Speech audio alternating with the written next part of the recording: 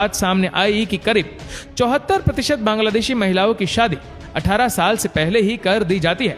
इतना ही नहीं, यहाँ पर 200 साल पुराना और वर्ल्ड का दूसरा सबसे बड़ा रेड लाइट एरिया है। बांग्लादेश के लोगों के बीच में क्रिकेट का अलग ही जुनून है। क्रिकेट इस देश में हर इंसान के दिल में बसता है। बांग्लादेश की क्रिकेट टीम ने अपने शानदार प्रदर्शन से बहुत कम समय में इंटरनेशनल लेवल पर अपनी छाप छोड़ी है।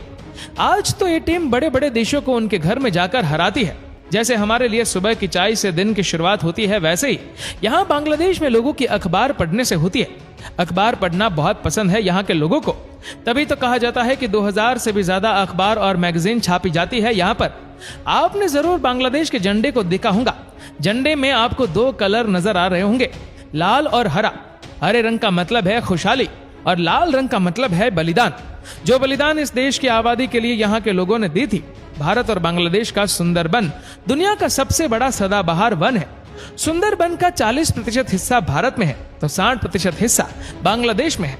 सुंदरबन को यूनेस्को वर्ल्ड हेरिटेज साइट्स में शामिल किया गया है, जो सुंदरी के पेड़ों के नाम पर रखा गया है।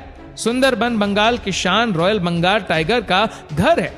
बांग्लादेश को कंट्री ऑफ रिवर्स भी कहते हैं, क्योंकि इस छोटे से देश में 700 से भी ज्यादा नदियां बहती है। एशिया की 3 सबसे बड़ी नदियां गंगा, मेघना और ब्रह्मपुत्र, ये तीनों ही बांग्लादेश से बहती है। हालांकि इन नदियों के फायदे भी है तो नुकसान भी बड़ा है। इन नदियों के कारण बांग्लादेश में हर साल भयानक बाढ़ आती है, जो यहाँ की अर्थव्यवस्था को हिलाकर रख देती है। दोस्तों, बाढ़ से एक बात जो याद आई वो ये कि बांग्लादेश में आपको बाढ़ के समय एक अनोखी चीज दिखती है, और ये है बोट स्कूल। जैसा कि आपसे पहले भी कहा गया था कि बाढ़ की वजह से यहाँ का सब कुछ तबाह हो जाता है, लेकिन बच्चों का पढ़ाई में कोई नुकसान ना हो, इसीलिए देश में बोर्ड स्कूल का कॉन्सेप्ट शुरू किया गया है, और ये बहुत ही बड़ी सफलता भी है। ज्यादातर देशों में हम कहते हैं कि 4 सीजन होते हैं, लेकिन आपको बता दूं कि बांग्लादेश में 6 सीजन होते हैं। समर, ऑटोमन, विंटर और स्प्रिंग के अलावा ये 2 और है, रेनी और कूल सीजन। एक बात जो आपको बांग्लादेश की बिल्कुल भी अच्छी नहीं लगेगी वो ये कि यहाँ पर गंदगी बहुत ज्यादा देखने को मिलेगी।